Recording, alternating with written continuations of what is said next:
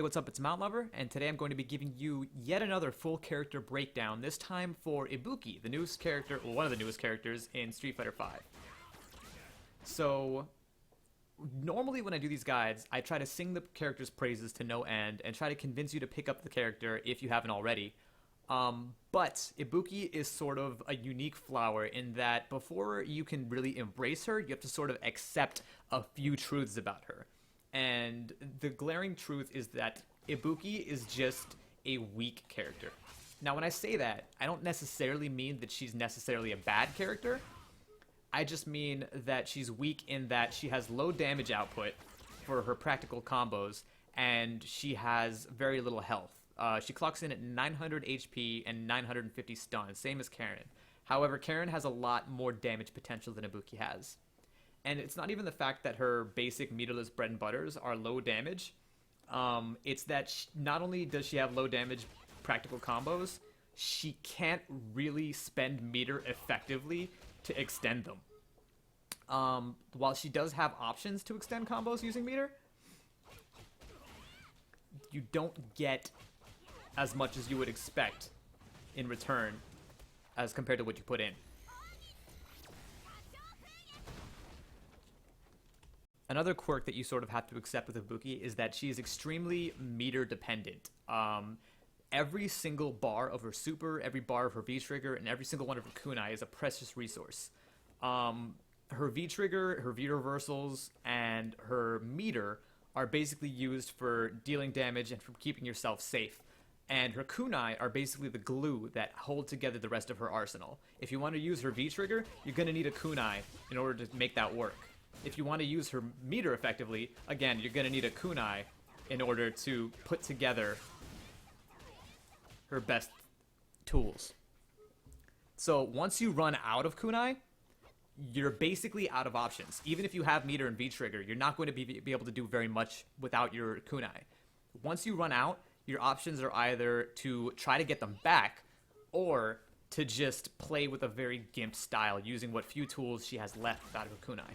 Now that we've established Ibuki's weaknesses and sort of come to terms with the fact that our goal isn't necessarily to do large amounts of damage with highly optimized combos, that's when we can start to put her tools to work where they really shine. And what I often like to tell people is that Ibuki is basically a Skullgirls character in Street Fighter V. And what I mean by that is that while her damage output is pretty comparatively low, her reset potential is amazing. Basically, after every confirm, you should, as long as you have kunai, meter, or V-Trigger, you should be able to keep your set going. As long as the opponent fails to block.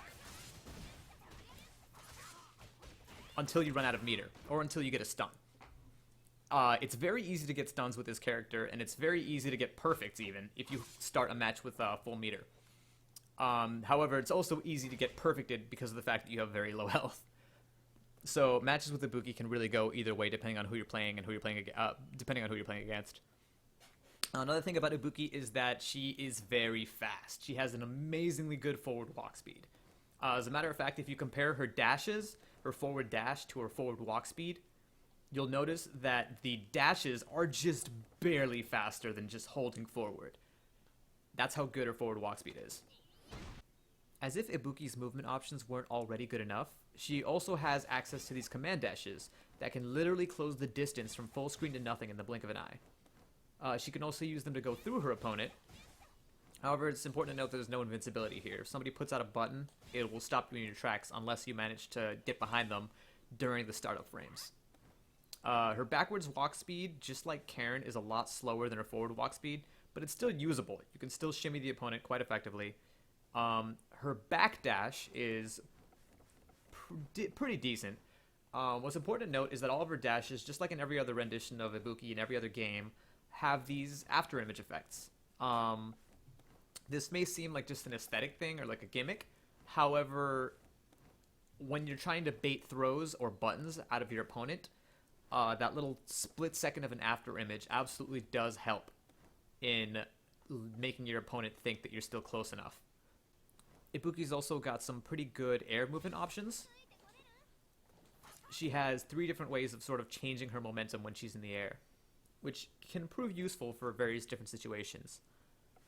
She has an amazingly good V-reversal. And what's good about this V-reversal is that not only is it fast and causes a knockdown, it's also got excellent range. And the best part about this V-reversal is that she can stock 3 of them. And that means that each individual bar of her V gauge, I guess it's called, can build up pretty quickly to the point where it's not uncommon to see an Ibuki do her V-reversal like 5 times in one round. She has limited but overall useful options against zoners. So if somebody's chucking fireballs at you, you've got multiple ways of getting through them, none of which are super duper effective, but you'll find yourself not having trouble against the off fireball here and there.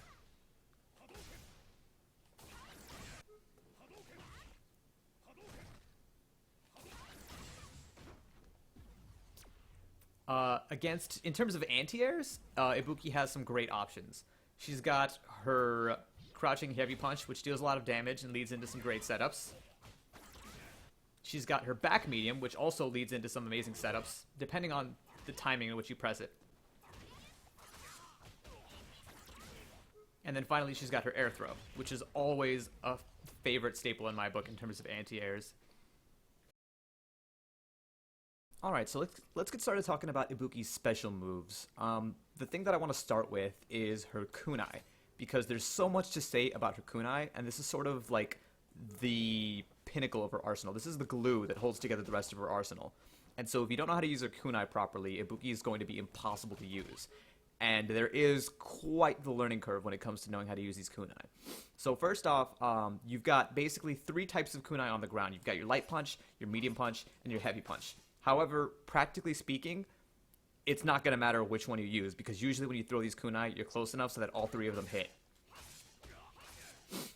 So you're normally never going to actually just throw these out as projectiles, unless you're just trying to close out a round and you want that tiny bit of damage. These kunai do a very minuscule amount of damage. They do like 40.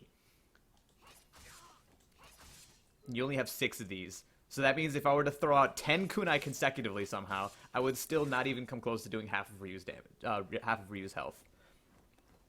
So the kunai, there's nothing special to note about the normal version. However, the EX kunai, that's where the difficulty comes in.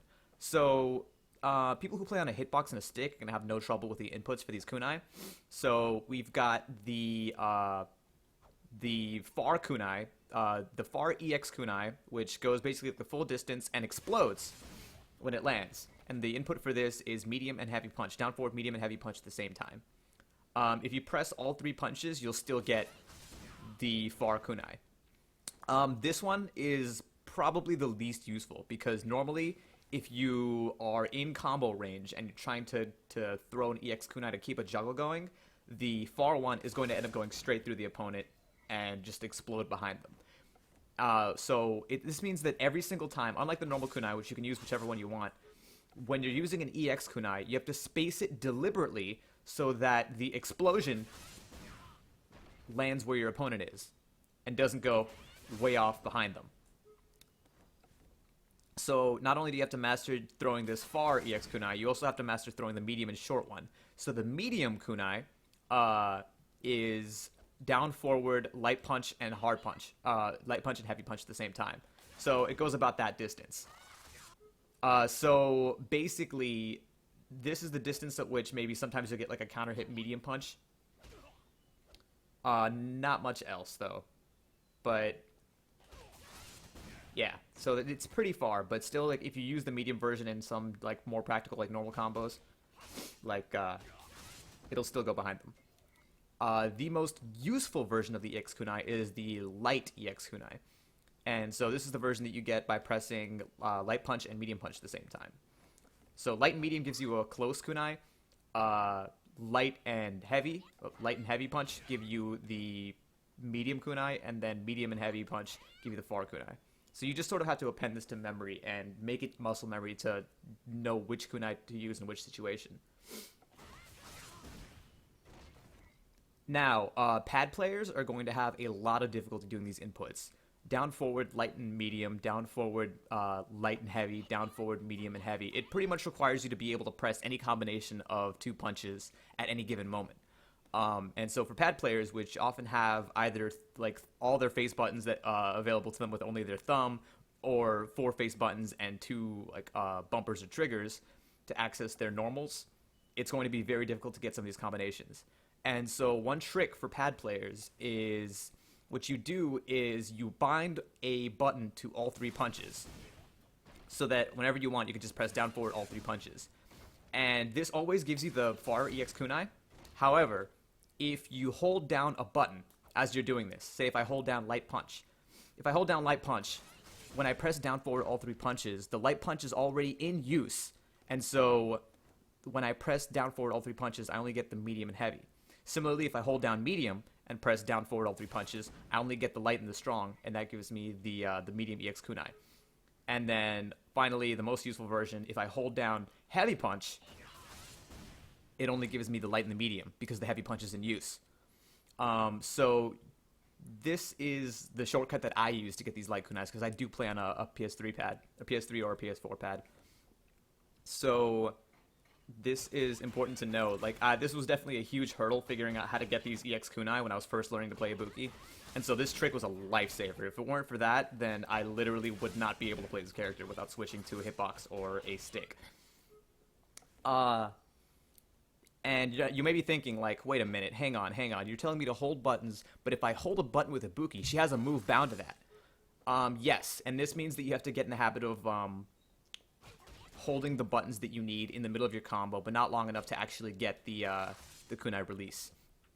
So this means in a combo like her light, medium, heavy, if you want to follow that up with a light punch, after you do the heavy, you don't let go of it, and then you combo into down forward all 3 punches. And if you do this well, you're not going to get any kind of release because you can let go of the button that you were holding in the middle of the animation for the EX kunai.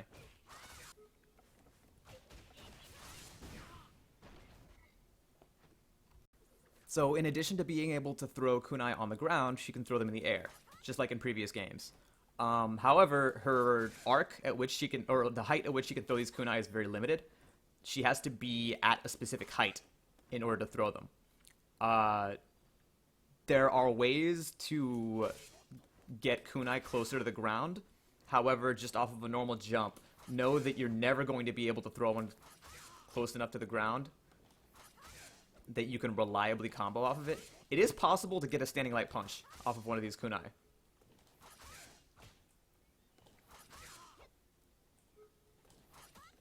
It's not very reliable to try and do so, however.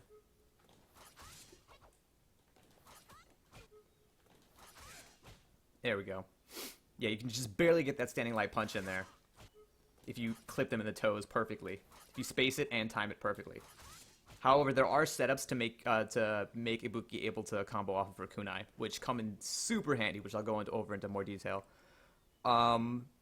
She can also throw her EX kunai in the air. However, the limitation on this is that unlike her light, medium, and heavy EX kunai, she can only throw her far EX kunai in the air. There's no air light EX kunai.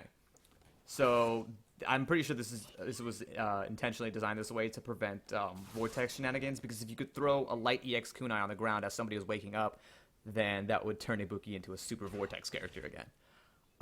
So in order to combat this, they limited her air kunai into only the far one, which is it's a real crutch to be able to only throw this thing far. However, this EX kunai is still advantageous enough that you can get a combo or even a reset off of a far EX kunai. So that's something to keep in mind. Additionally, it is important to note that she can use these EX kunai to punish projectiles. Most projectiles in the game, you'll be able to react to by jumping over and throwing that EX kunai. And that's actually her most reliable way of punishing fireballs. And of course, just like in any other situation, she can dash forward after getting that and then get either a reset or a Raida or whatever. Alright, so I mentioned this earlier. In addition to just throwing her kunai individually, she has a move called her kunai release, which can basically throw all of her remaining kunai at once for a little bit more damage and a knockdown.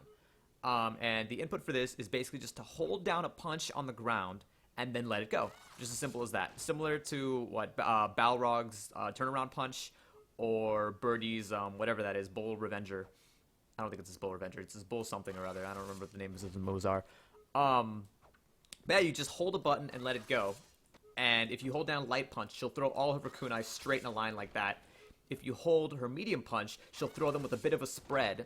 And if you hold her Heavy Punch, she'll throw them up in an anti-air kind of an arc. The anti-air arc is very useful for if you want to close out a round and you're just waiting for your opponent to jump or take the sky somehow. You can just knock them, swat them out of the sky just like that. As a matter of fact, closing a round is just about the only thing that this kunai release is usually useful for, just because of the fact that kunai depends, Ibuki depends so heavily on those kunai, and just tossing them away like that is such a detriment. It is important to note, though, that you only need one kunai in order to do that release. So if you're down to your last kunai, it's absolutely worth it. Instead of just tossing it like this, you might as well just toss it like this. It's got better range, it travels about the same distance, and it causes a knockdown, which is the most important part. If you're down to one kunai and you want to replenish them, it's totally worth it. Just toss your kunai, get the knockdown, and then replenish for way more. I mean, realistically, you should be adamant enough about, like, conserving your kunai and replenishing them when you're low, so that that situation never happens when you're down to one. But sometimes it does when a match drags on, or if you just can't do enough damage. So it's important to note, like, kunai release is a decent option when you're down to one.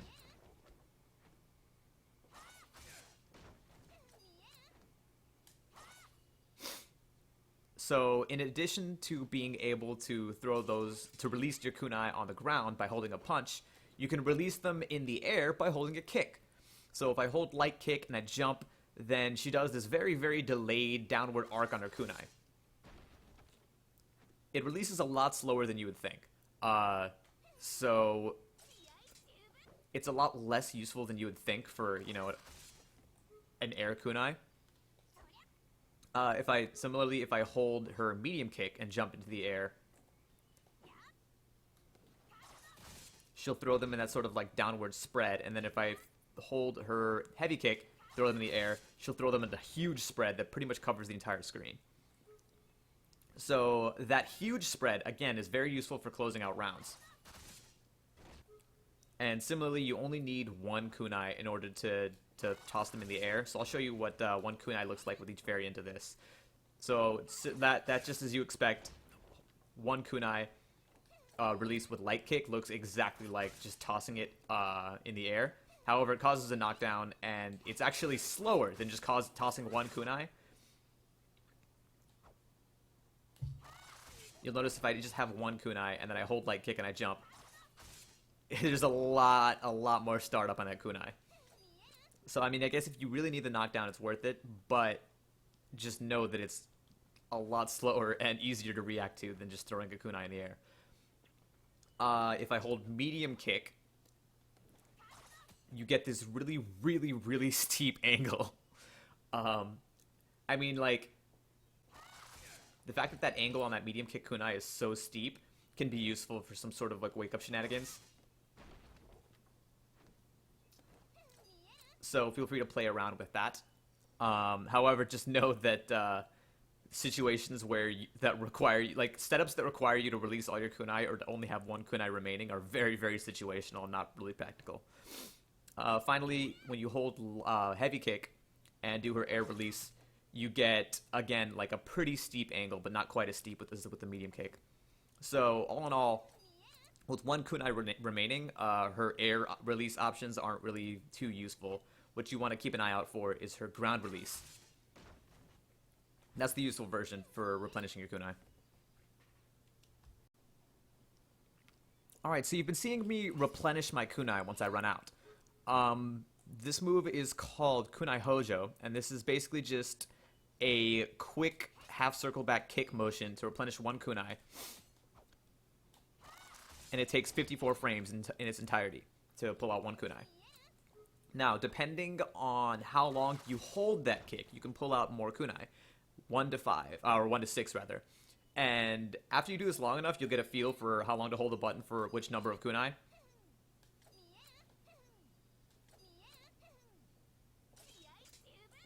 And if you are completely out of kunai and you want to fully restock, then you just hold it down until she automatically lets go.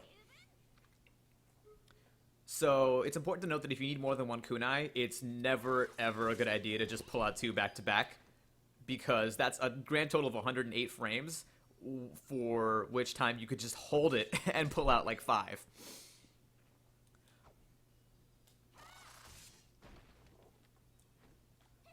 So once you're actually full on kunai, for some reason you're still allowed to pull them out. This does absolutely nothing for you. It doesn't even build any meter. It's just sort of a taunt at this point. Some good setups to pull out a kunai are after a hard punch Raida, or after, like I mentioned earlier, you do your kunai release and get that knockdown. That actually gives you plenty of advantage. Alright, so Raida. This is basically her 1-inch punch move that she's always had. It's just a half circle back and then any punch. Depending on which punch you use, you'll get a different amount of damage and you'll get a different amount of carry. So the light punch version keeps the opponent within range for a meaty forward hard kick. The medium punch version knocks the opponent off to this like awkward range, and the hard punch version carries them full screen. Depending on what situation you're in, you're going to want to use a different version of this move. So if you're mid-screen and you don't particularly need kunai, but you still want to get a setup, you want to use light punch. Because even on a quick recovery or a back recovery, you can follow with that light punch Raida, the forward hard kick, and you can make it meaty if you time it well enough. And that's very easy to get. The medium punch sort of leaves the opponent at this awkward range that's not too close but not too far. This is the situational version. You only ever use medium punch when this distance is perfect for your setup. Ibuki's a very malleable character, and so there's a lot of like tricky bomb setups that you might want to keep in mind, that if there's ever an awkward range where light punch Raida is too close and hard punch Raida takes them too far, just keep in mind that you've got this medium option. The hard punch version, this version deals the most damage, not by a lot, but it does deal the most damage by like 20 damage. So when you're in the corner, this is the option that you always want to opt for. Hard punch Raida is the best ender in the corner. Specifically because after this Raida, the opponent cannot back recover. They can only do a normal recovery or stay on the ground. And so that limits the opponent's options when waking up, and that maximizes your options when, you know, mixing them up on wake up. Similarly, if you're full screen and you need a kunai, like let's say I am down to my last one, and I need to replenish another, then you want to end a combo with hard punch Raida and then pull out a kunai. And that always works. You can always pull out one kunai safely after that. Okay, so I talked about Raida, but I didn't mention EX Raida, and the reason for that is because Raida and EX Raida are basically two completely different moves.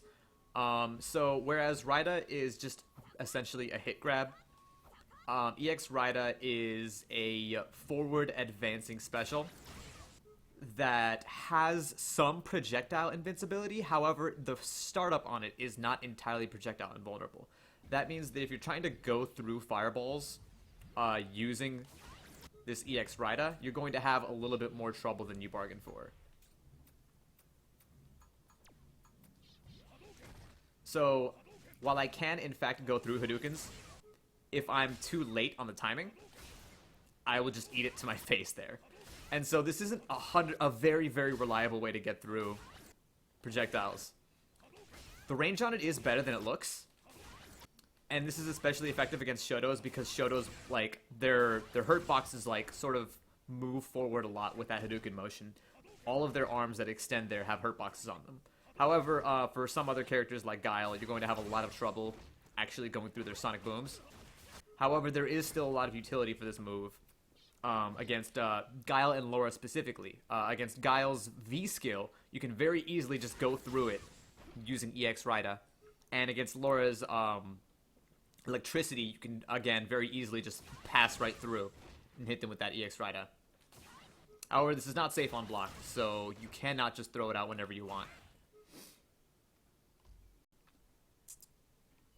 One more quick application for the EX Rida is because of the fact that it travels so far forward so fast, it can often be used to punish some things that are a little bit trickier to punish for most of the cast. The best example of this is Vega's standing roundhouse. So, as I can demonstrate here, I can actually punish that pretty consistently with the reversal EX Rida.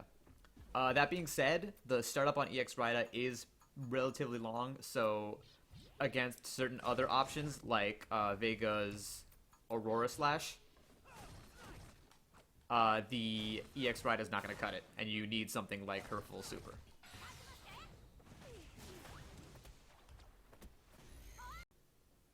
Another bit of useful to know matchup-specific knowledge regarding the EX Rida is that it will in fact beat Karen's backdash out of her Rekkas when she's in V-Trigger. However, it will not beat all of the options. So while we're on the topic of combo enders, let's go ahead and talk about Ibuki's Kazekiri. So this is just a DP motion with kick, any kick, and there is not much difference between the various strengths of this move, between light kick, medium kick, and hard kick. They all do the same amount of damage and stun. The two major differences are, first off, that the startup is different depending on which kick you use. The light kick version starts up in 3 frames, the medium kick 4, and the heavy kick version starts up at 5 frames. In the context of, like, when you're going to want to use this as a combo ender, it's not going to matter which version you use solely because of the startup. What's going to matter is actually the distance that the move travels. So it's important to note that the light kick version barely travels at all, the medium kick version travels a little bit further, and the heavy kick version travels the furthest. And because of this, in the middle of a combo, you're going to find in a lot of situations that the light kick version will not always connect with all of the hits. Let's go ahead and turn our super off. So you see I only get 1 hit there of the light kick version, whereas the medium kick gives me 2 hits, and the heavy kick version connects with all 3 hits. So for combo enders, you're always going to want to use the heavy kick version strictly because of this. However, the light kick version is also useful because of the fact that it starts up in 3 frames. Ibuki does have a 3-frame normal, so it's not like a situation with Ken where you have to depend on specials to get those to call out those 3-frame gaps. However, if there's ever a situation where light punch doesn't reach or you can't get enough off of a light punch, then you can absolutely substitute in a light kick Kazekiri for that 3-frame special. It's also very important to talk about the EX version of Kazekiri. Now, the EX version of Kazekiri has fully invincible startup, making this a fully fledged reversal. However, it's important to note that the EX version of Kazekiri travels just as far, if not further, than the hard kick version. And because of this, I don't actually recommend waking up with hard kick Kazekiri for Ibuki, because of the fact that if your opponent were to neutral jump on your wake up, you'll go right under them, just like that. And that's incredibly annoying.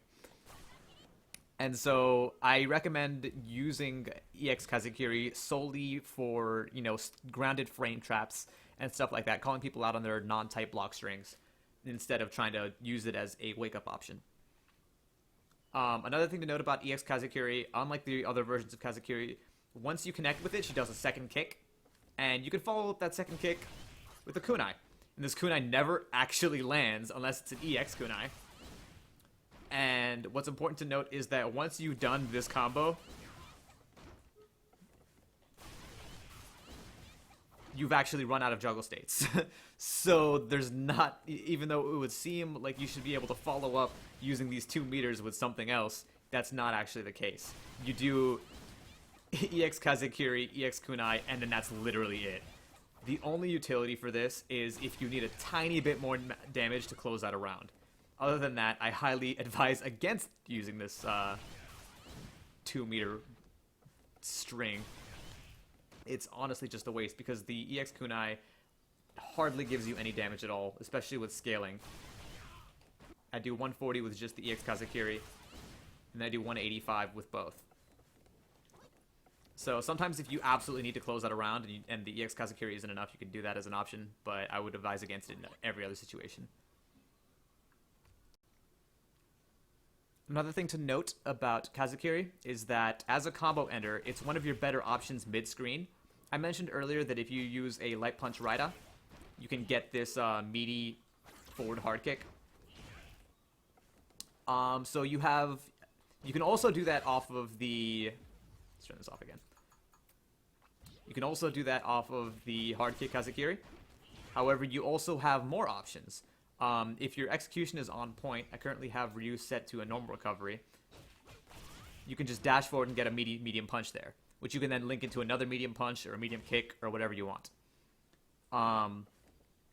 Even on back recovery, you still have a meaty setup, although it's a little bit harder. What you have to do is still do that same forward dash, but hold forward a little bit once you confirm that they're actually back recovering.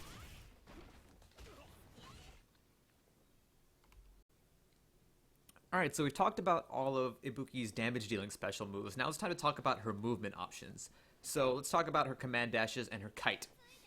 So she has her light kick command dash.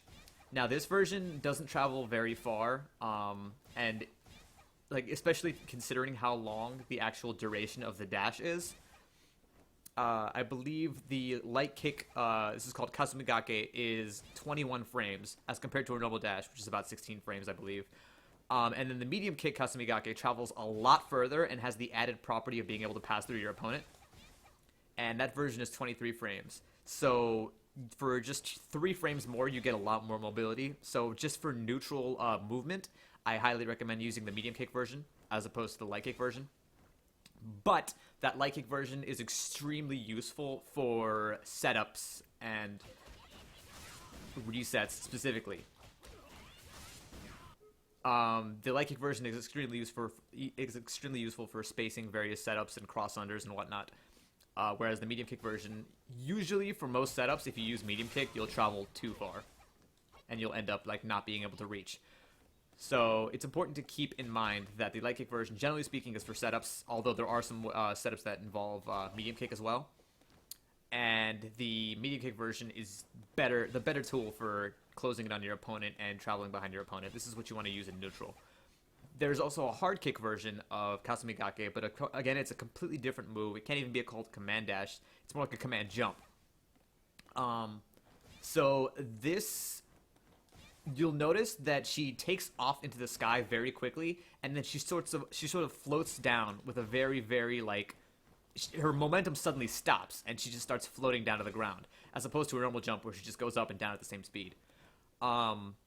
So this, and it makes the move a little bit impractical for neutral. You never want to just let out one of these dashes and hope that you get an interesting jump in, just because of the fact that she floats there for so long. It makes you very susceptible to anti-airs. And also, in most cases, the opponent can literally just walk out of range of your normals, of your jumping normals. However, there are a lot of setups that involve this hard kick version of Kasumigake that are extremely useful. The number one best property of Kasumigake is the fact that you can actually let a kunai out lowered to the ground using Kasumigake than you can with a normal jump. So I demonstrated earlier how difficult it is to combo out of a kunai just from a neutral jump, or not from a neutral jump, from a forward jump. However, this is not the case at all with hard kick Kasumigake. So let me go ahead and demonstrate what I mean here. I'm going to juggle the enemy, and then what I'm going to do is hit him with a back medium at the top of, as high as I possibly can, and then chain or cancel that back medium into the hard kick Kasumigake, and then as soon as I take to the skies, I let out the kunai as fast as I possibly can. And with setups like this, where you just do 8 hard kick Kasumigake directly into kunai, you can always combo from the kunai.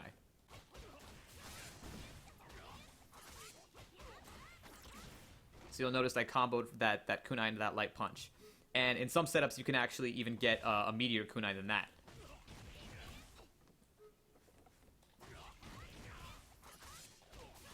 So you can actually combo it into a crouching medium punch there. So that's an extremely effective tool, that hard kick Kasumigake into kunai. You can also use the hard kick Kasumigake to get some very, very tricky cross-ups. So the number one that you want to consider mid-screen is this one right here. So again, if I use that same setup, but instead of the kunai, I just let myself float down and go for a medium kick, that will cross up. Even though in most cases, that hard kick Kasumigake into a medium kick does not cross up. So that's an important thing to consider. And then once we add the corner into the equation, stuff gets a lot dirtier. So let me go ahead and demonstrate what I mean here. I want you to keep an eye on the left-hand side of the screen for the cross-up notification. Did you see it? So what I did there was I crossed up behind Ryu, landed in front, and then hit him with, and then comboed into a crouching light kick, which I then comboed into a target combo. So that meant that within a few frames time frame, I went from hitting an overhead cross up into a low in front. And the beauty about this is that it isn't always the same. You can control the timing on this. You can control whether you want to cross up and land in front, or whether you want to cross up and stay behind. So that's the beauty of that hard kick Kasumigake. However, there is a downfall to this. And the downfall is that there's so much time between when that medium kick connects. There's nothing you can do to make it connect faster. During that time, the opponent can crouching fierce you, or they can just DP you. Well, DPs will likely whiff, but it's still an option. Or they can just hold forward and walk themselves out of the corner, and you'll completely whiff.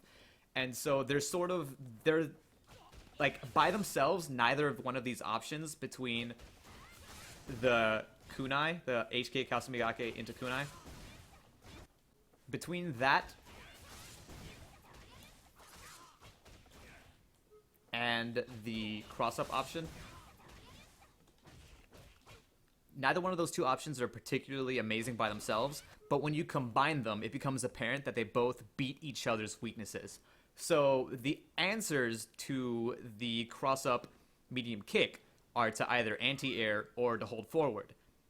And the kunai beats all anti-airs, and you get hit if you're moving forward. So you sort of have these two okay resets that, when combined, make for a devastating 50-50 mix-up. And it's actually a true 50-50. There are even invincible reversals will lose to one or both of these options. And as I continue with this guide, you'll understand that these types of 50-50s are really where Ibuki shines. Her strength doesn't lie in her damage output, it's in her ability to reset all of her combos and also have these dirty, dirty mix-ups behind every single one of her resets.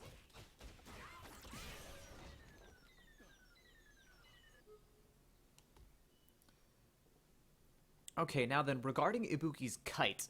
Now, for as unique of a move as this is, there isn't much to say about it. Just because of the fact that it seems like they designed this move and then decided that there is no real application for it. When you're coming down after the kite, you cannot press any normals. The only thing that you can do is the second that she releases from the kite at the peak of her jump, you can let out a kunai or an EX kunai. But again, because you're so high up, that kunai is very, very useless. You're not going to be able to combo from it, no matter what arc you come in at. However, there is an application for this kite, and that is to escape from the corner. You can very easily escape corner pressure with a crouching medium punch into hard kick Kasumigake into kite. It is possible for characters to chase you down with this, so you want to watch out if they're on their toes. But if you connect with the crouching medium punch or whatever you decide to put out, you'll usually have enough frame advantage to get out of there. I mean, if you're feeling ballsy, you can also just straight up jump into kite. And that'll usually catch the opponent off guard, whereas the hard kick Kasumigake it tends to become very apparent what you're doing and you can react to it. So if you ever feel cornered as Ibuki, keep in mind that in addition to your V reversal, you've also got this as an option to just get out of there. Alright, so now let's take a moment to talk about Ibuki's super, Kacho Fugetsu, just down forward kick. Now by itself, this is a very solid super. It travels very far, it has a lot of invincibility, oh, it's fully invincible rather, and it's a low. So by itself, this is a pretty solid super. It also does a good job of juggling airborne opponents, even though it is a low. It's very similar to Sakura's super, or her ultra from Street Fighter 4. Now, the problem with Ibuki's super in general is that there are two problems, really. Number one is that Ibuki is so meter dependent that you're hardly ever going to find yourself in a situation where you both have enough meter for super and where super would be the wisest option. Number two is that Ibuki's combos scale so heavily that in almost all situations where you can hit confirm into your super, you're going to end up doing just as much damage, if not much less damage, than if you were to just get the raw super. The raw super does 350 damage, and you can see with that, just that 2-button hit confirm, I got 319. And even with a longer, like, more proper hit confirm, you're still going to get just about the same amount of damage, just because the scaling there is higher. And I mean, there are ways to get good damage with her super, like just this. That'll net you with like a good, like, what, 480 damage or something like that? 440 damage. And basically, like, if you use V-Trigger, you can get like really long combos into super that'll do like somewhere between like 550 and 600 damage. But generally, like, once you've spent all of your resources like that, like, and it really leaves you with no other options. Like, Ibuki's the kind of character that's very meter reliant, and you have to, like, sort of conserve your resources. And so, like, trying to spend it all in one gambit there is, A, going to be very situational, and B, going to leave you off worse than you started if you don't get the kill.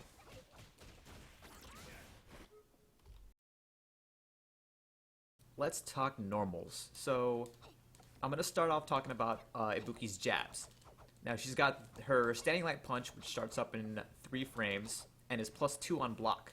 So it's an excellent button just for neutral or for ending block strings. And then she's also got her Crouching Light Punch, which has better range, starts up in 4 frames, and is +1 on block. These two moves are pretty much interchangeable for a lot of situations. However, it's important to note the advantages of either button. Of course, starting up in 3 frames is very, very good.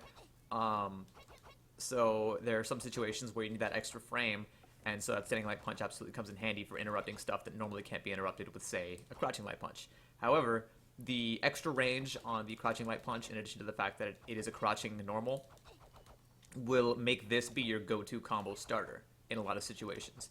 What you don't want to happen is you don't want to see an opportunity and then try to capture it with a Standing Light Punch, only to eat, say, a normal or a grab that would whiff you if you were crouching.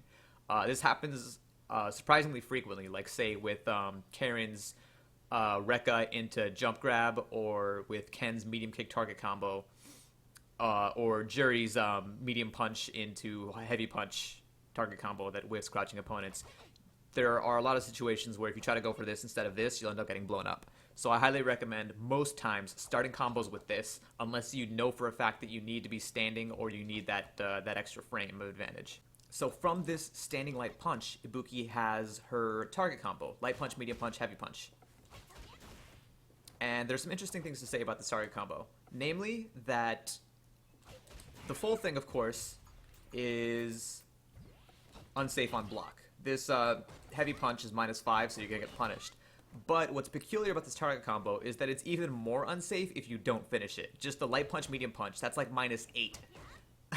So it's actually more unsafe to do this than it is to do the full thing. And that's not to say that you should do the full thing every time. That's still unsafe and you're still going to get blown up. There's this built-in safe option in Light Punch, Medium Punch, Light Kick that's -2 on block. So it's technically safe, but you're in throw range at the end of this, and you're -2, which is a terrible situation to be in. A good block string should leave you plus on block. So this is still not a good block string. Additionally, this is just hard as hell to actually hit confirm. if you were to try this in training mode, you'd eventually get it down to the point where you can hit confirm this most of the time, but in an actual match, it is a nightmare to try and react quickly enough to distinguish between pressing that light kick or that heavy punch. So in lieu of this, I recommend using a double jab starter for all of Ibuki's combos. Now this, you can decide whether you want to use crouching light punch, standing light punch, or just standing light punch, standing light punch. Both of these are tight block strings and very easy to hit confirm into her target combo. I already mentioned that this is a frame faster, but this has a crouching hitbox and it has more range. So it's really up to you as to which one you want to use in which situation. Alright, so now let's talk about this light kick. Standing light kick, not a wonderful button. As I mentioned earlier, it is -2 on block. Even the target combo version is -2 on block, I believe.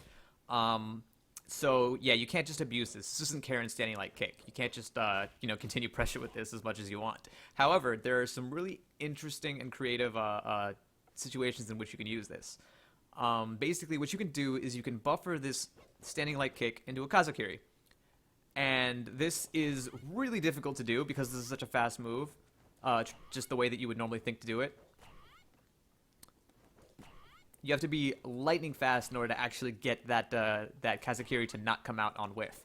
However, there's a trick that you can use. You can do using negative edge. And for those of you that know, negative edge is just how, in this game in particular, if you hold down a button, when you release it, it counts as an input for special moves. So right now I have light kick held down. If I were to do a DP motion and then let go of light kick, it gives me the Kazakiri. So utilizing this, you can actually very easily, I just did it there, buffer that Kazakiri fast enough so that it only comes out on connection with the opponent. And so basically you hit forward and light kick at the same time, you hold down that light kick, and then you continue the DP motion. And it takes very little practice, but you can absolutely get it to the point where it only ever comes out on hit. And you can use this as a wonderful tool for interrupting opponents that like to close the distance very fast, like Ken with his runs, like Karen with her command dashes into Orochi, like Bison with his random dashes. It's a super useful tool against characters that like to close the opponent. Oh, it's also very useful against Alex with his like elbow chop or whatever. I should also point out that while this standing light kick is cancelable, the target combo version of it is not. So once you get that light punch, medium punch, light kick, you cannot follow it up with anything. Except V-Trigger. Alright, so next we have Ibuki's standing medium punch.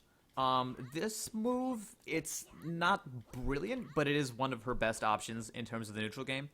The hitbox and hurtbox for this move are not particularly great. The hurtbox pretty much extends as far as the hitbox does. However, there's a lot of interesting stuff that you can do from this button. So you can actually link this into a standing light kick, which you can then follow up with a Raida or a Kazakiri. And so that's one option.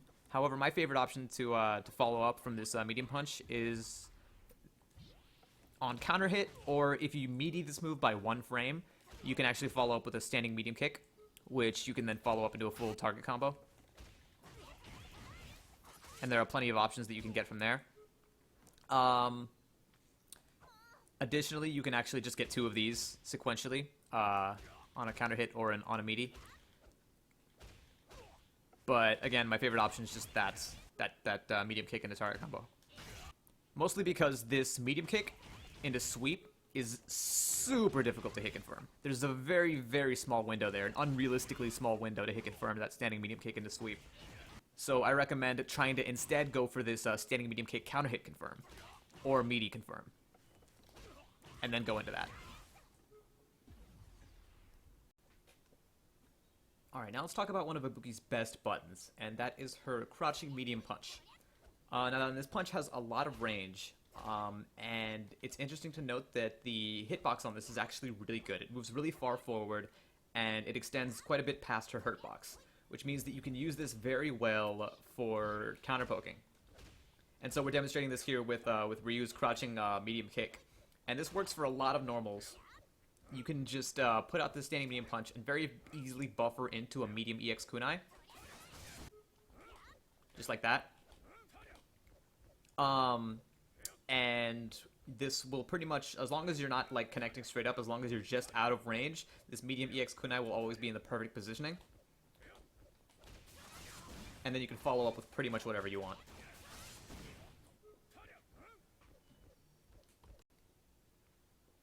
However, that being said, I don't recommend using this this crouching medium punch as just a normal poke.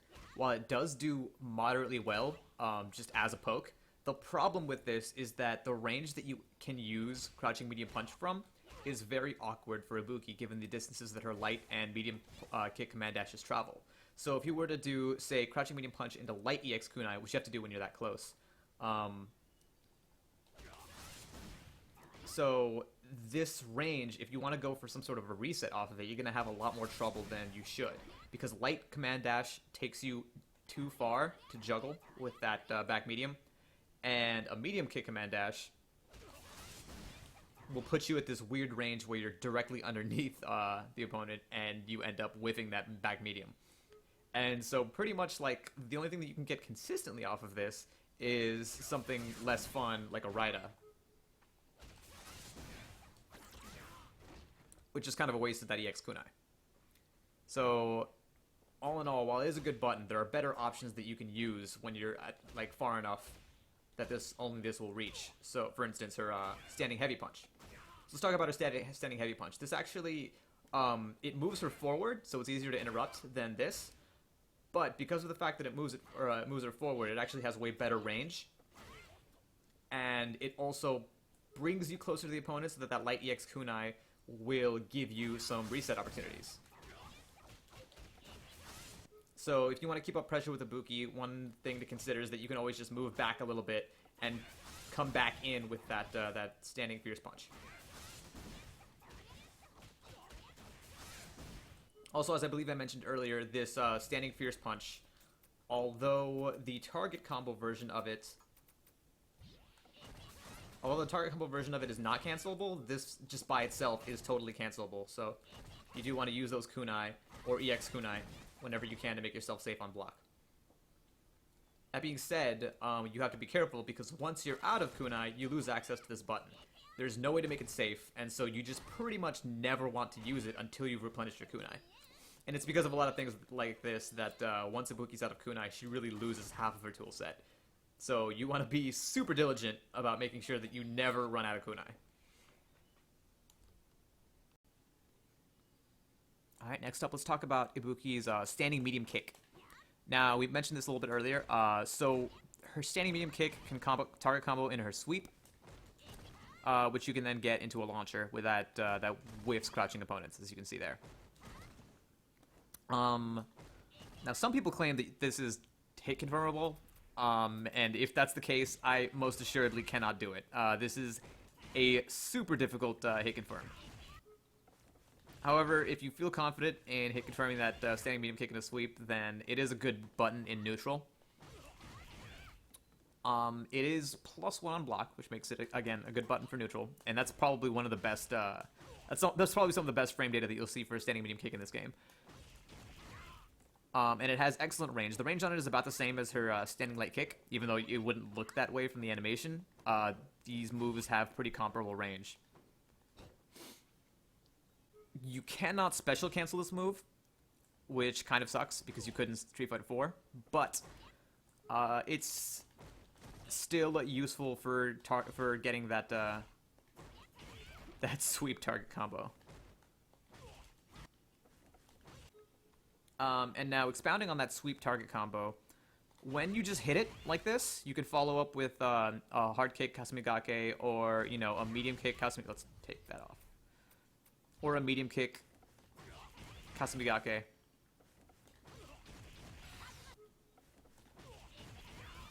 There we go. And that puts you in some interesting reset setups. However, just know that by itself, there's no way to cross up or get any kind of interesting reset situation unless you're in the corner. When you're in the corner, all of a sudden this move becomes a lot more dangerous because you can do stuff like that. Let's put him in the corner here.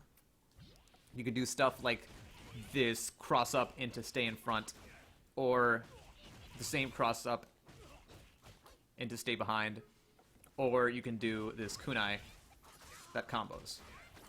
So you get a lot more very lethal options in the corner. Alright, so let's talk about Ibuki's crouching light kick. So this move is actually +1 on block, so it's pretty good. Starts up in 4 frames.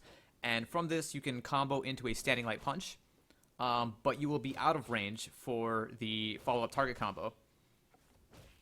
Let's just counter hit. Unless you counter hit, or you're in the corner, you're going to be out of range for that target combo 100% of the time. So let's stick him in the corner to verify this. So once you're in the corner, you can do that. But if you're not, your options are a lot more limited to the basic enders that we discussed earlier. Light, hard kick Kazakiri, or light punch Raida, or hard punch Raida. Additionally, you can do super.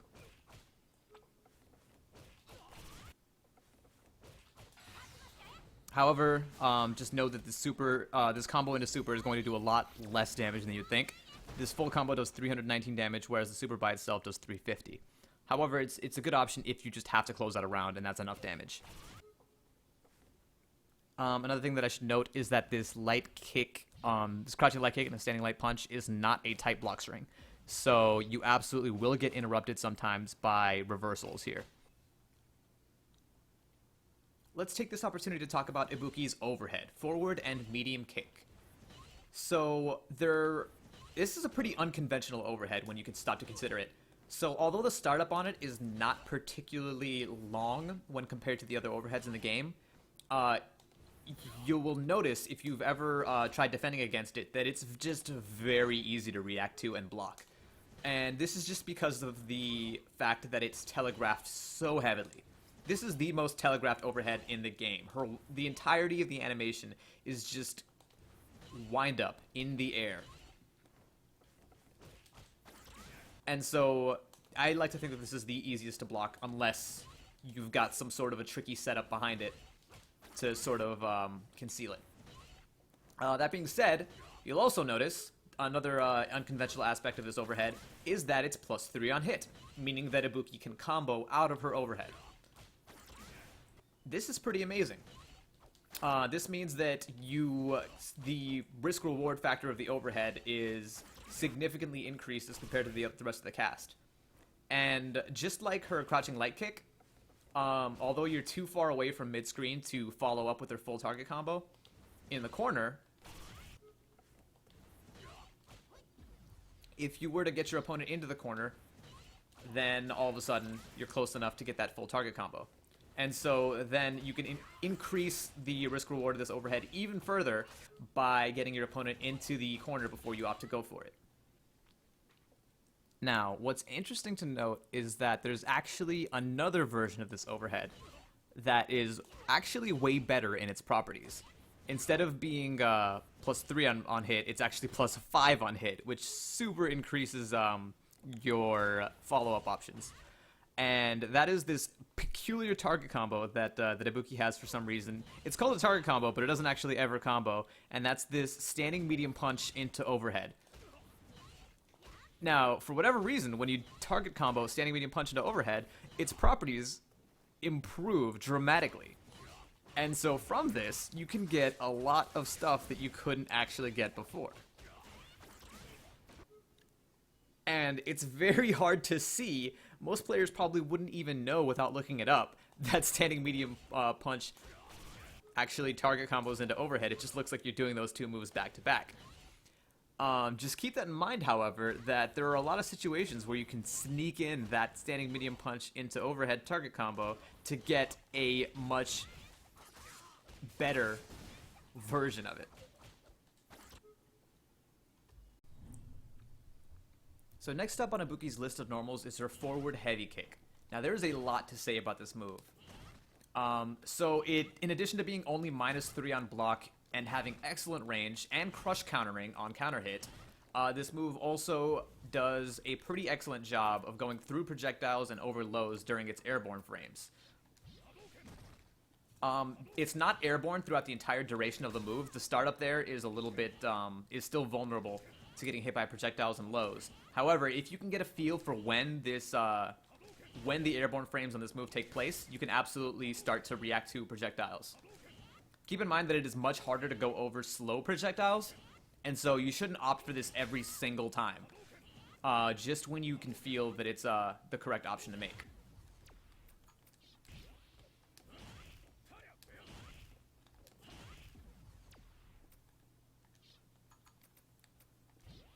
So, because this is only -3 on block, you're going to find yourself almost never being punished for putting this out.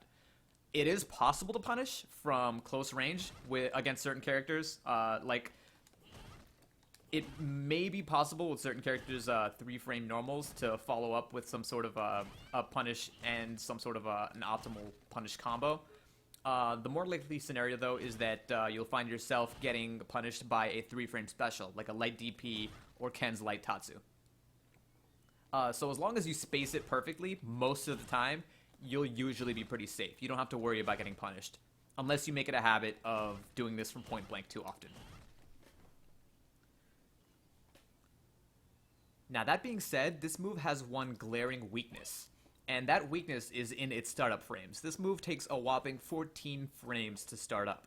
And despite the fact that it goes over lows and through projectiles for most of that 14 frames, it is very easy to interrupt, even with a crush counter.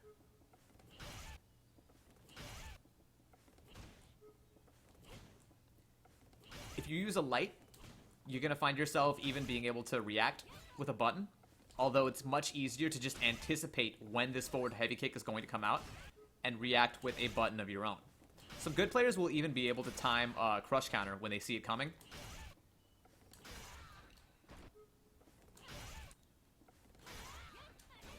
And react with a crush counter of their own.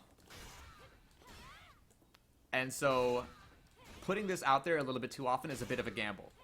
It's likely that somebody's going to get crush countered, however, it's not always going to be the opponent. So this is something you just want to keep in mind. And this is one of the reasons why you can't abuse this button.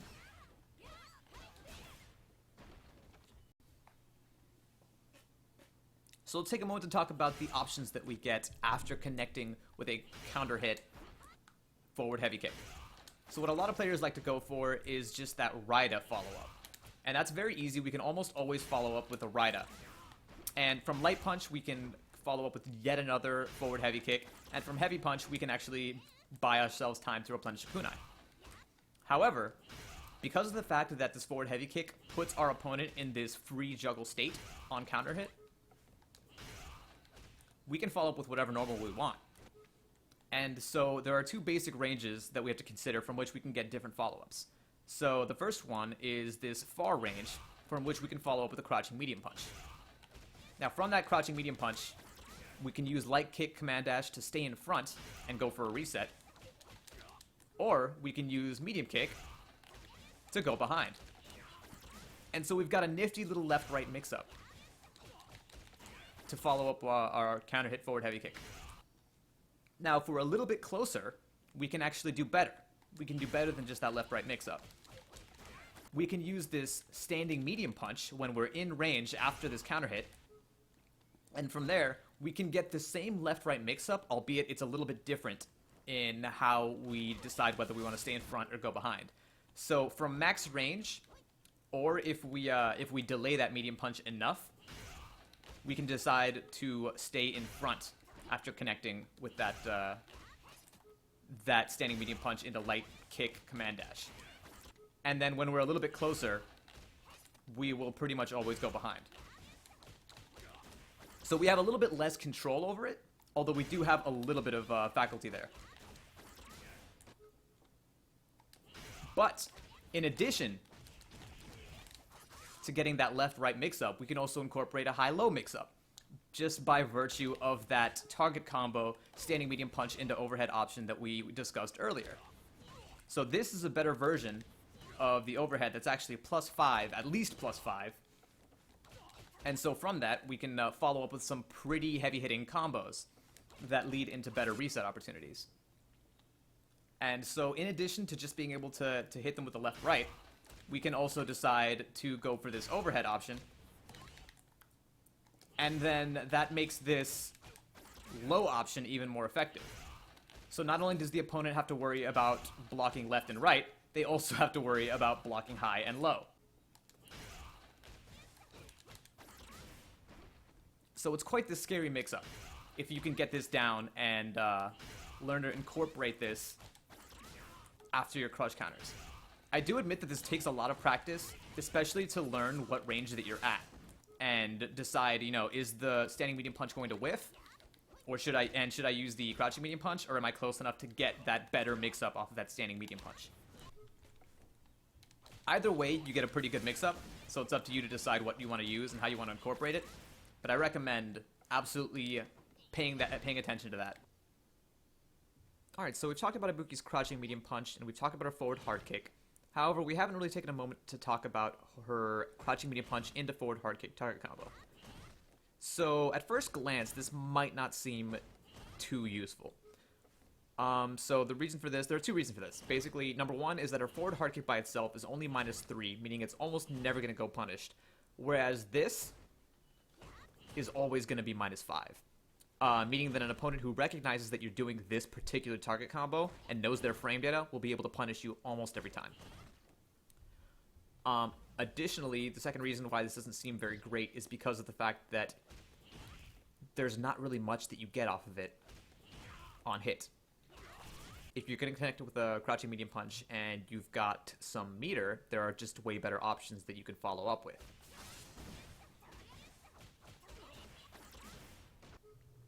That being said, the true utility of this move doesn't stem from actually connecting with this target combo. The true utility stems from the frame trap that you get on block. Now, this is exactly a one-frame trap between the crouching medium punch and the forward hard kick. And even though it's a target combo version of the forward hard kick, it still gives you the crush counter that you would get from the normal forward hard kick.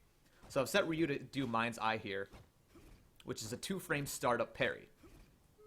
And so to demonstrate this frame trap, I'm just gonna make him block this really quickly, and you see I do get that crush counter. And then I can follow that up with that left-right mix-up that I was talking about earlier. So while this is a little bit gimmicky because if it gets blocked, it is punishable, it is surprisingly effective to use every once in a while. You also want to be careful not to get a down right motion or a down forward motion when you're doing this target combo, because you will absolutely accidentally get a hard kick Kasumigake. Alright, so next we're going to start talking about some of Ibuki's anti-air normals, and first up on the list is Ibuki's back medium punch. So this move has some very interesting properties. There's a lot to say about it. So first off, it's pretty good just to use as a normal move, like for neutral game.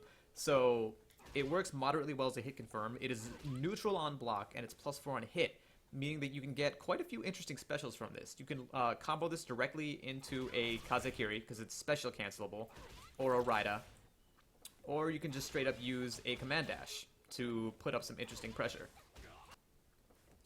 You can also just super cancel it, or you can cancel it into a light EX kunai for a juggle. Of course, the #1 most common application of this move is as an anti-air. And so as an anti-air, this move has weird properties. Players who used Ibuki in Street Fighter 4 will be familiar with this. So the button does 2 hits, as you can see. And the first hit, as she's sort of rising with her arm there, against airborne opponents will cause a knockdown in a limited juggle state. And as I mentioned earlier, what a limited juggle state means is that you can use various normals or specials in order to juggle the opponent. And so the most common here is to just cancel into a light command dash and then follow up with a Raida. I believe if you're fast enough, you can actually possibly get another back medium there. However, this is way too much effort for what it's worth. So the second way that you can connect with this is on the second hit. And when you connect on the second hit of this, what you get is a restand. And so basically, if you connect with both hits as an anti-air, what you end up with is you get a limited juggle state, and then you immediately spend it for the restand.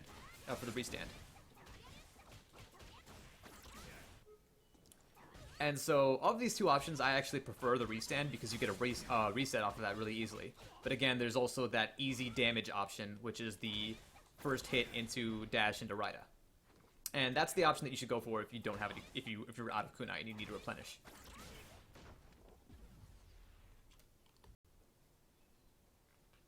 Alright, so another interesting property of her back medium punch is that, just like a crouching medium punch, the hitbox on this move extends a little bit out further than her hurt box. So because of this, you can use this pretty effectively to counterpoke. And so long as you stand at the right range, you'll find that this is extremely effective. And so sometimes, because the range on the optimal range on crouching medium punch is a lot further, and a lot fewer players are going to actually put out buttons at that range. If you notice that if you want to bait out a button and like get a little bit closer, back medium punch is definitely a better option. So one thing that you can do off of this back medium punch is, if your execution is pretty on point, what you can do is buffer a medium EX kunai and then follow up from it. And so because it's a back medium, your inputs are going to be a little bit wonky here. You're going to end up wanting to do a sort of a half circle forward motion into that EX kunai. And then from that, you can get either a combo or a follow-up after a medium kick dash.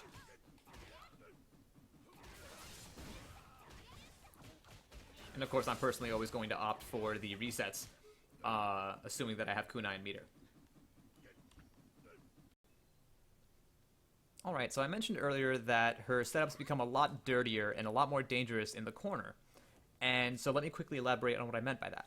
So, using this same setup in the corner, what we want to do is we want to be very careful so as not to use that light kick Kasumigake for positioning that we were using before, because of the fact that it'll actually put us too far forward for the hard kick Kasumigake setup. So let me quickly demonstrate what I mean here. So if I do a light kick Kasumigake into that back medium, a lot of times what will end up happening is they'll end up going behind the opponent like this, which messes up the entire setup. So when we're in the corner, you want to be careful to time this manually and just walk forward and then wait for the opponent to hit that sweet spot in their falling arc. And so yeah, you definitely want to practice that until you've got it mastered. If you hit back medium too early, you're also going to go behind like that. So it's going to take quite a bit of diligence to get that mastered.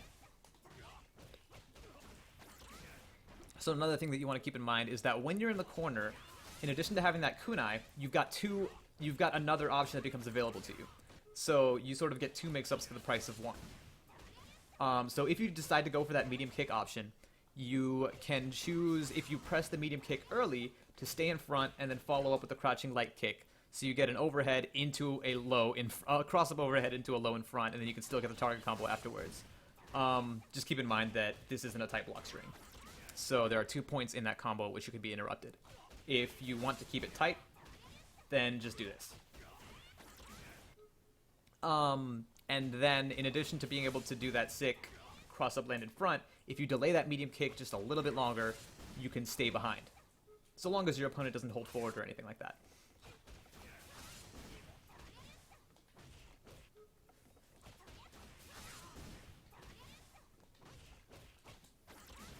Just keep in mind that when you cross up, you can no longer do that crouching light kick in a full target combo. So those are 3 of her options, and then she's also got the light kick Kasumigake option from before, except for the fact that this time it'll almost never cross up, even though it looks like it's going to. That being said, we can force it to cross up. Now, do you see what I did there? Probably not, but if you look at the left-hand side of the screen, you'll see that after inputting the light kick Kasumigake, I held forward again. And what this basically means is that we can control, with no visual indicators on the screen, whether that light kick Kasumigake ends up in front or behind. Which is the dirtiest setup that Ibuki actually has. Because there's literally no visual indicator. The opponent literally has to guess. So the opponent can reversal out of this. So it's more effective against opponents that don't have super or that have no reversals. If you're worried about reversals, then the hard kick option is definitely better into kunai. So that even if they super or reversal, you'll go over it, or you'll still beat it with the kunai. So these are just things to keep in mind. Once you've got the opponent in the corner, it becomes very easy to make them guess. Alright, so I'm going to take a little moment here to go over some of the minor execution quirks with Ibuki's resets, and advise as to how to build the right kinds of habits in training mode. So against certain characters, you're going to find yourself dropping resets a lot of the time, and it's hard to know why. Let me demonstrate what I mean here.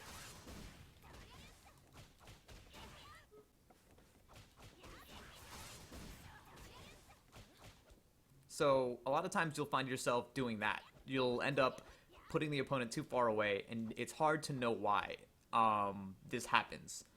And so basically there are two reasons why you can end up pushing the opponent too far back. Number one is you did not input this combo fast enough. So if you chain this as fast as possible, there'll be minimal pushback.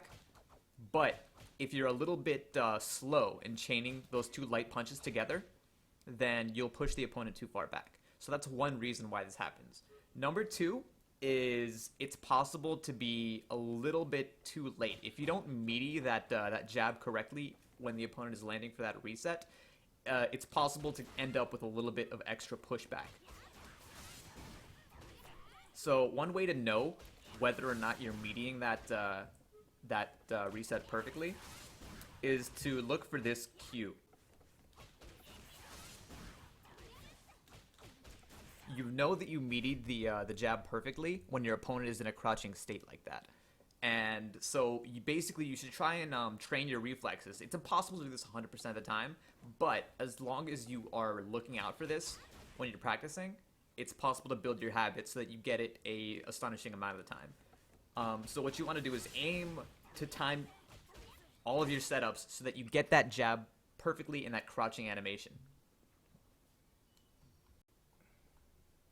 Alrighty, so next we're going to talk about Ibuki's crouching heavy punch. Now, from neutral, this is actually somewhat more reliable of an anti-air. Of course, it doesn't work on cross-ups, but you can get some really interesting setups off of this, and it's also easier to use because of the fact that even though it has more startup, it has more active frames as well. And unlike her back medium punch, there's only one state in which you can end up putting the opponent, which is that restand state. So off of a crouching heavy punch, you can input a light kick Kasumigake and get a somewhat ambiguous cross under. It all depends on the opponent's jump arc and your timing with how you hit them. However, you can also somewhat manipulate whether you go under or over by just sort of walking a tiny bit after the dash. So if you feel like you've conditioned your opponent enough to block the cross under, you can force it to not cross under. And that is super dirty. So as much as I love to just anti-air opponents with an air grab, I will freely admit that the crouching heavy punch is one of her best it actually is her best option for anti-airing because of the setups that you can get from it. In addition to doing that light kick Kasumigake, you can also get a hard kick into her standard kunai setup, or into that float down cross up medium kick. It's time to talk about Ibuki's standing heavy kick. This is her damage dealing crush counter. This is her grounded crush counter button. So while this sucks as a neutral tool strictly because of the fact that it whips crouching opponents, it is pretty useful in terms of getting optimal crush counters. So you'll notice that I actually followed that standing heavy kick up with a crouching heavy punch instead of a standing heavy punch. And there's two reasons for that. Number one is because of the fact that that crouching heavy punch does a tiny bit more damage, does 10 more damage than the standing heavy punch. And number two is because standing heavy punch can sometimes mess up our setups. Let me try to demonstrate what I mean here. So that can end up happening. Your typical setup that you use in almost every other situation, because standing heavy punch brings you so awkwardly close to the opponent, you can end up being a little bit closer than you bargained for and whiffing and dropping the reset. And so those two occurrences combined make me opt for this crouching heavy punch in almost all situations. That being said, there are some certain situations we have to look out for where if you're not careful, it'll whiff after the standing heavy kick. However, as long as you get into the habit of holding forward for just a few frames after getting that crush counter, I can guarantee you that it'll always work.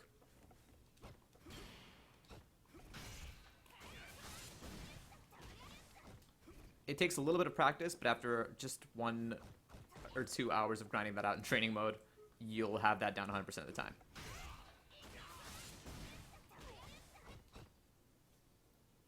Another thing that you should be aware of and look out for when you're using this standing heavy kick is due to the fact that it moves forward this awkward distance.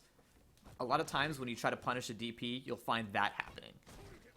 If you're too close when trying to punish somebody as they're falling towards the ground, you'll just go straight underneath them, and then that is never great. So you want to get in the habit of knowing the perfect distance to be at and the perfect timing to use in order to get those punishes.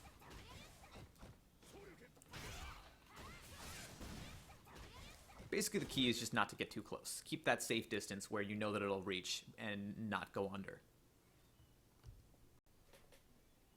So we've talked about Ibuki's better normals. Let's talk about some of her less useful ones now. We're going to start with her crouching medium kick. So this crouching medium kick, although it has just about as much range as that crouching medium punch and it hits low, this move is neutral on hit and -3 on block, and it's not special cancelable. So even if we connect with it, we get nothing but this crouching medium kick. What a lot of players like to do is just throw this out there to condition the opponent to block low, and then try to get an opening with that overhead. However, I would advise against this. As a matter of fact, I would say that with Ibuki, you should probably aim to condition the opponent in the opposite way. Condition them to block high as often as possible, and try to avoid sweeping and using other lows just in neutral. Because of the fact that what you want to do is you want to make your opponent think that you're going to go for that overhead, because that overhead is quite a sizable threat because of the fact that it's comboable. So you want to make them fear that, and then when they least expect it, you want to bust out with either the crouching short into standing jab, or this crouching medium kick. And so when would you ever want to use this crouching medium kick? So a lot of Ibuki players are going to find themselves depending a lot on her V-reversal. And practically speaking, you're going to find yourself getting most of your damage off of the white health from those V-reversals.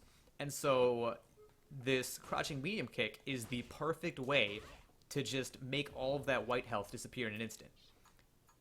And so in that context, it's absolutely worth it. And so you're going to find yourself doing stuff like that a lot. Just V-reversal after V-reversal after V-reversal. And then, once they've aggregated tons of white health, just take it all off with a massive crouching medium kick. And so it's because of stuff like this that you absolutely want to be careful not to condition your opponent to block low. Because in the right situations, you can actually get more off of an unexpected low than off of an unexpected overhead.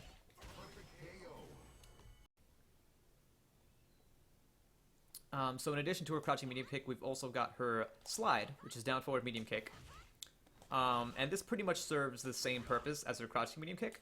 Again, we can't get anything off of this unless we get both a meaty and a counter hit, which is pretty unreasonable. Not to say that it doesn't happen, but the odds of you actually being able to get this meaty enough and get a counter hit are pretty slim. And then to be able to visually confirm that and also combo from it, it's almost never going to happen. However, as I mentioned earlier, once you've aggregated white health, this is a perfect way to just get it all off in one go. As a matter of fact, it works pretty well as a round closer. Just know that this move is massively unsafe, depending on where you space it. So if it's not a counter hit, there are going to be a lot of situations where this will be punishable on hit. So this move is -6 on hit, at least at point blank. And so that means even if you meaty it by a frame or two, it's still going to be punishable, which is pretty awful. And a lot of times what will end up happening is the opponent will dash forward just as you're letting this out. And at that instant, it'll be massively punishable even if you connect. And then it's -10 on block, meaning it's almost always punishable on block. There is a very, very narrow spacing at which you can do this, just like in Street Fighter 4, at which point it will be safe on block. However, you'll still be negative. And so that's not a situation that you ever want to find yourself in, right in the opponent's face and very negative. It is possible to gimmick your opponent out and space the slide perfectly and then let out an EX Kazakiri. However, that is very much a gimmick, and if you depend on that at all, you're going to end up getting crush countered. This is the kind of thing that works on an opponent once ever. So in Street Fighter 4, the slide was very good for going under projectiles. In this game, however, I'm going to say that your best bet for going through projectiles would be to use this forward hard kick. And the reason for that is that the startup on this slide is not projectile invulnerable. And so a lot of times you'll find yourself trying to go under a projectile with the same timing that you would use in Street Fighter 4 and just getting hit in the face because you did it too late. You have to do this surprisingly early in order to actually go through projectiles. Whereas with this, you get a little bit more leeway. Last but certainly not least, we've got Ibuki's sweep. So one unique aspect of Ibuki's sweep is that it's particularly fast. It starts up in 7 frames, which is better than most other characters. However, the range on it is not brilliant. And just like almost everybody else's sweep in the game, it is entirely punishable by most of the cast, no matter how narrowly you manage or how well you space it. I would not recommend depending on Ibuki's sweep too often.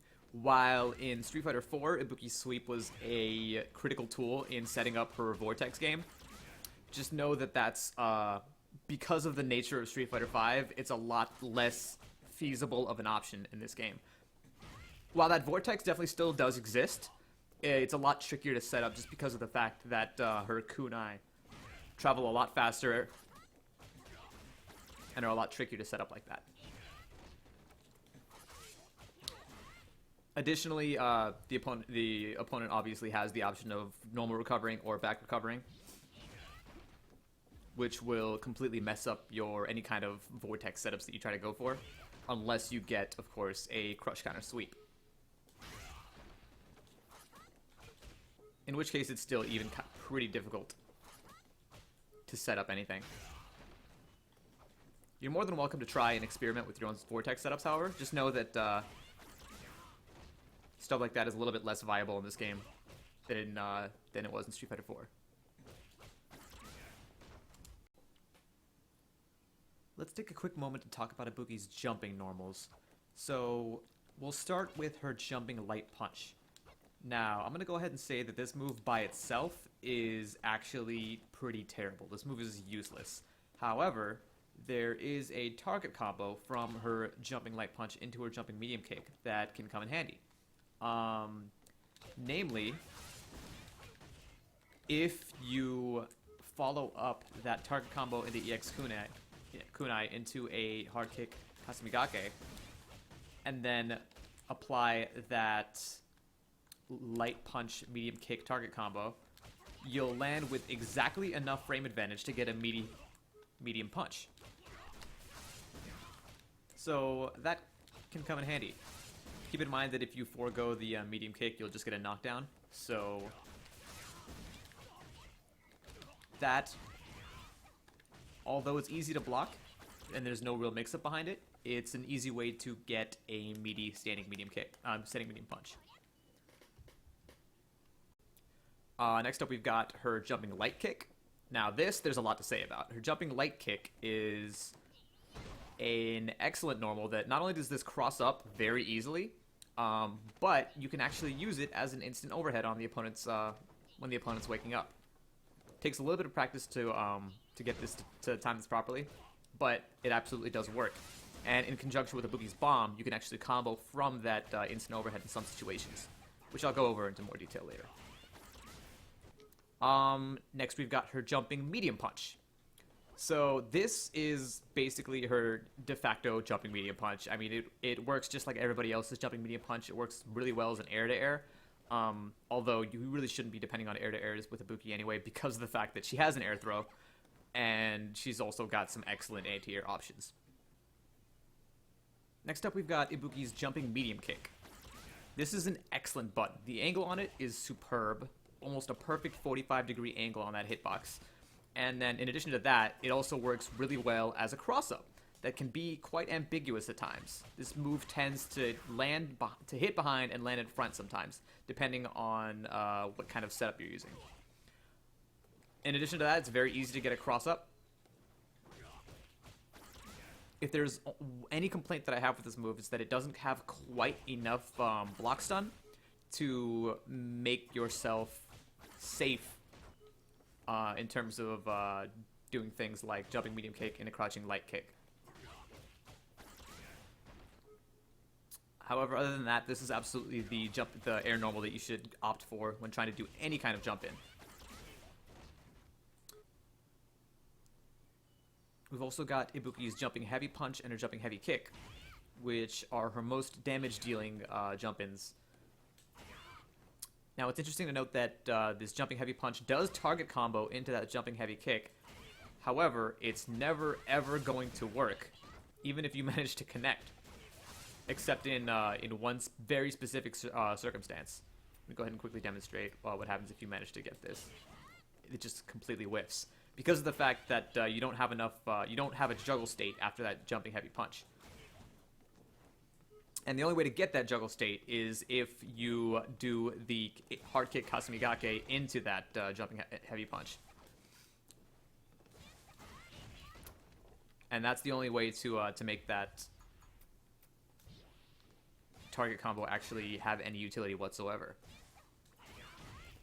Additionally, because of the fact that you float down so slowly, coming down from the heavy kick hcb+P, you can actually manage to get both of those hits at that target combo on a standing opponent.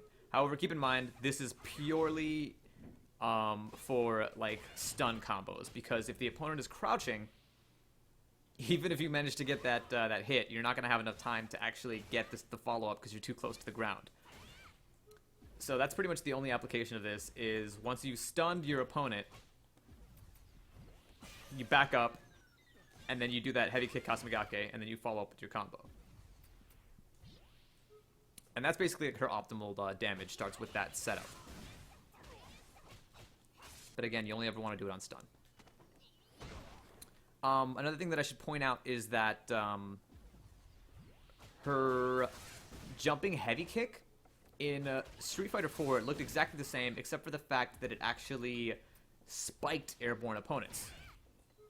Whereas in this game, that is just not the case. Even on counter hit, you get 0 spike.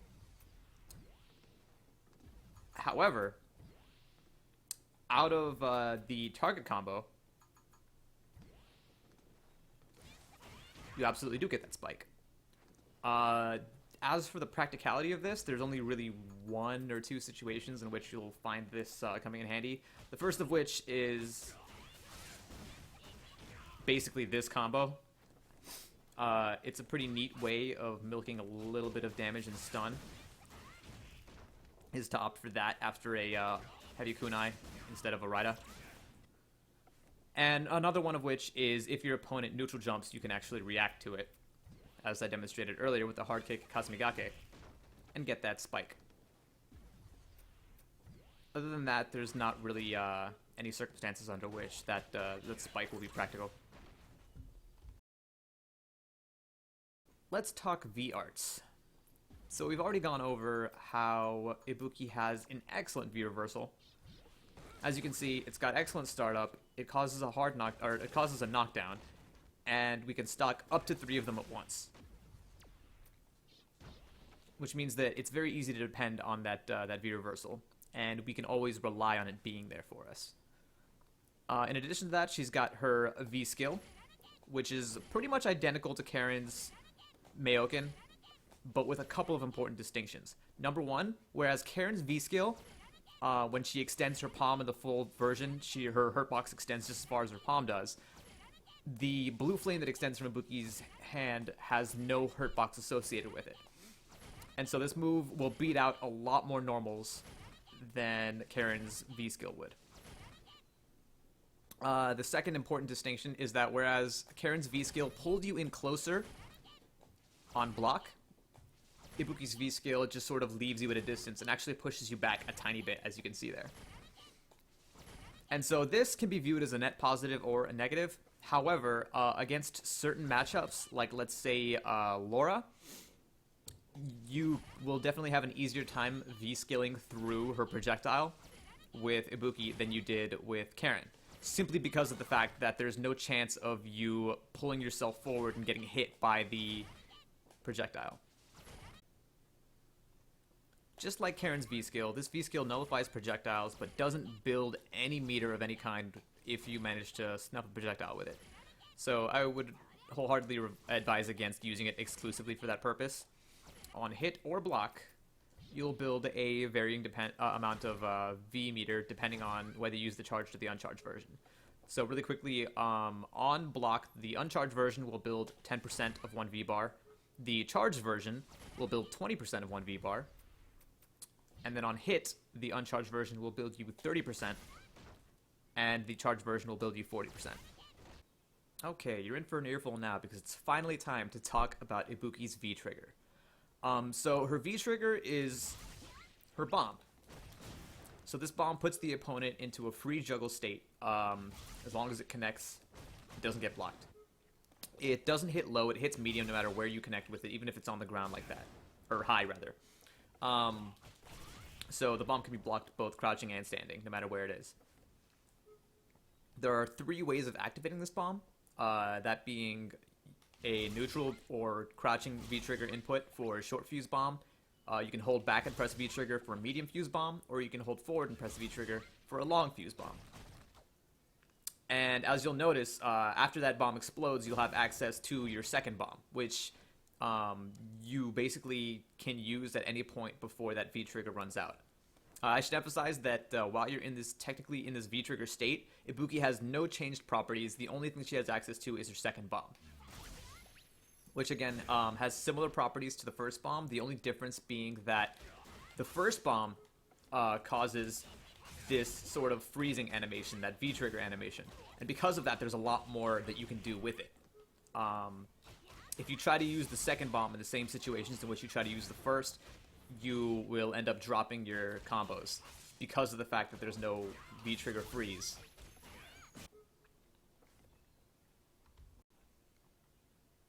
Because of the fact that the first bomb stops time the way that it does, you'll find that it's a lot more useful than the second. As a matter of fact, unless you get a stun or you have a particular setup in mind for the second bomb, if you're in neutral and your V-Trigger timer is ticking down like that, sometimes it's smarter to just throw out your second bomb. And the reason for that is because of the fact that while your V-Trigger is ticking down like that, you're not building any V-gauge and you don't have access to your V-reversals. So sometimes it's smarter to just give yourself the potential back for those V-reversals so that you can start building that as soon as possible than to just hold on to that second bomb, hoping that you'll find an opening to use it. I like to say that every one of Ibuki's bars of super is worth a reset, and then her V-Trigger is also worth a reset. And the second bomb is worth, I'd say, half of a reset, because oftentimes you need either a stun or another bar of meter to get anything useful off of it. Okay, so let's talk about the practical application of these bombs. So all in all, we've got 3 fuses, 2 bombs, and generally speaking, there are 2 methodologies in terms of how to use these bombs appropriately. Number 1 is to use the bomb in a combo in order to end that combo in a free juggle state from which we can get more setup opportunities. And so basically the idea here is similar to what we've been doing with this EX kunai, except instead of that limited juggle state that we get with the EX kunai, we get a free juggle state, meaning that we get lots more opportunities of what we could follow up with.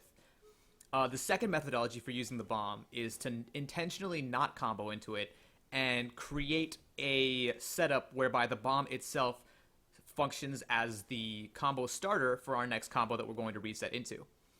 And so to demonstrate this really quickly, I'm going to show you what I like to call the close short fuse setup with Ibuki. And this setup always starts the same way. Whenever you confirm a target combo, cancel that into a kunai, and then V-Trigger cancel the kunai into a short fuse bomb. And then from here, there are 2 things that we can do.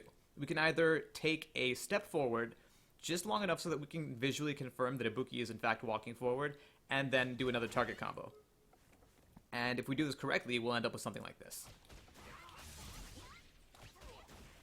And then Ryu will get hit by the bomb for an 8-hit combo, after which we can walk forward and reset him however we want. And this is what I've been doing basically this whole guide long, because this is my favorite application for the bomb. However, the application number 2, which you can use if your first setup starts to get a little bit too predictable, is we can use that same setup, target combo, kunai, V-Trigger, except not walk forward as far, to intentionally make it so that the bomb does not combo. You see it stay on 7 hits there. And then generally the idea with making these resets work is to cross up the opponent somehow.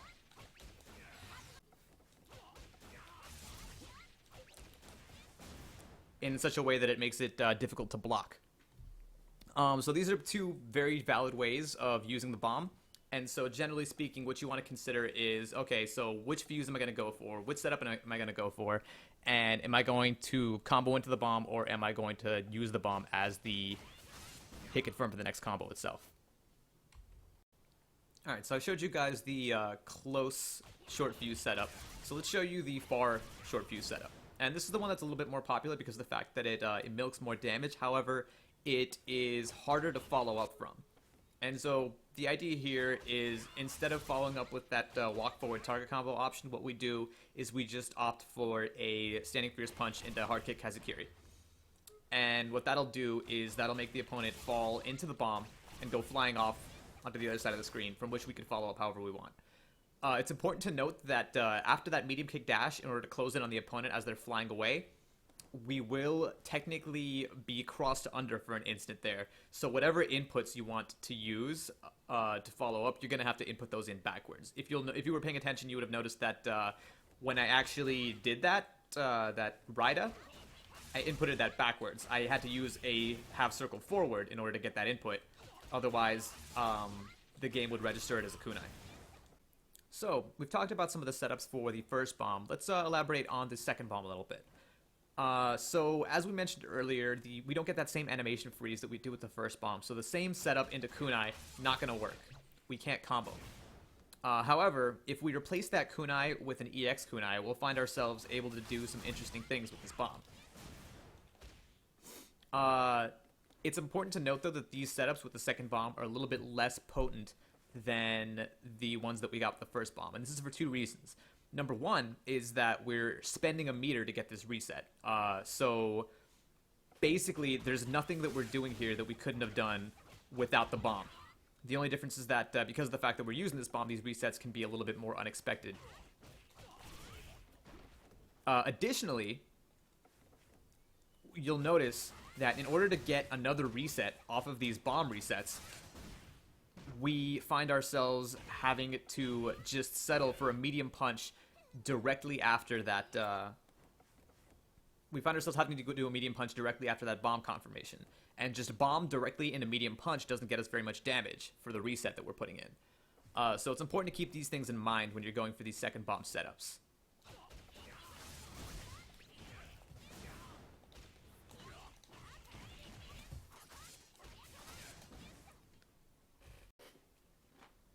Okay, so my personal favorite application of the second bomb is the stun setup. So let me quickly demonstrate what I mean here.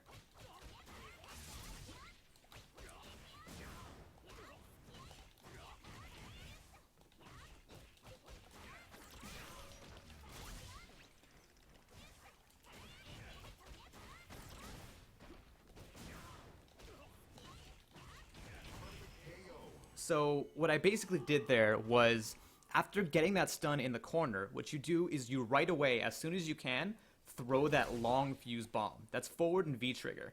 And then the timing on this is to backdash exactly 3 times, and that'll put you in perfect range for a hard kick hcb+HK. And then once you execute that hard kick hcb+HK, go for the full stun combo, which is jumping hard punch, jumping heavy punch, jumping heavy kick, and then just target combo into hard punch right up.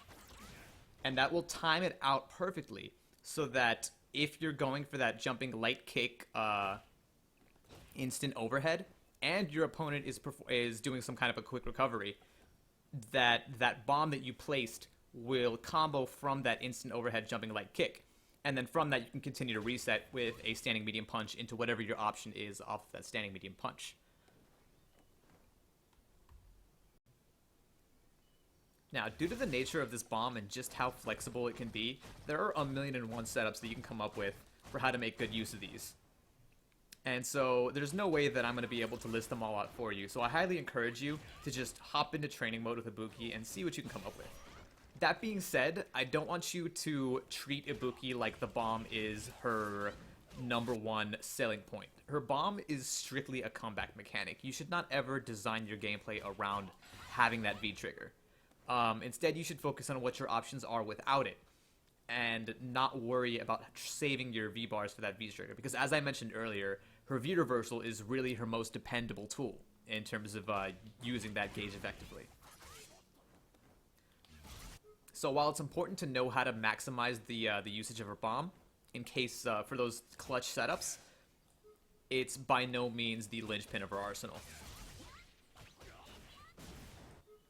All you need to know is 1 or 2 tricky bomb setups that can be mixed up with each other fairly well and that are fairly difficult to block, and you can take Ibuki to a pretty competitive level. What I'm going to leave you off with is just a handful of what I like to call touch of death sets. These aren't touch of death combos because they involve lots of resets. However, they're nice little fun ways of demonstrating what exactly Ibuki can do and all the potential that she has off of these resets. Some of these involve more meter and resources than others, and so I've classified them based on, what they use, how many bombs, how many kunai, how much meter, and the amount of health and stun on the opponent. And these are by no means setups that you should memorize, but I highly encourage hopping into training mode and giving these a whirl, because once you get to the point where you can execute full kill setups like this, you really start to, it starts to become second nature how you can optimally reset your opponent. And that's what you want to strive for.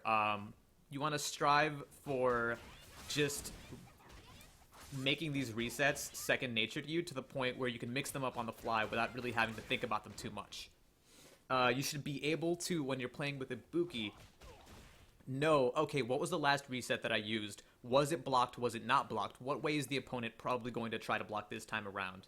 And you should use that to your advantage in terms of maximizing which reset you use. The best reset in the world, if you use it over and over again, it's going to get beat. So the trick with Ibuki is to get in your opponent's head and sort of figure, what do they think I'm going to do, and how do I beat that?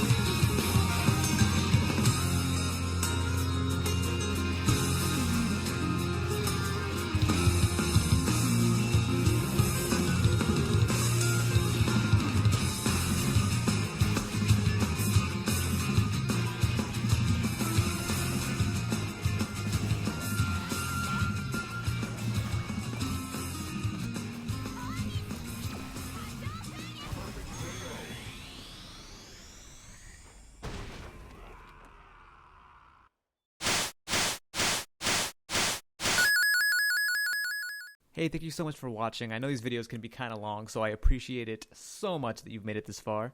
If you're a fan of these videos and you want to see me do more, or if you want to see a walkthrough for a particular character, or even a walkthrough for a particular game that you might enjoy, be sure to visit my Patreon at patreon.com/Mountlover and show your support and make your voice heard.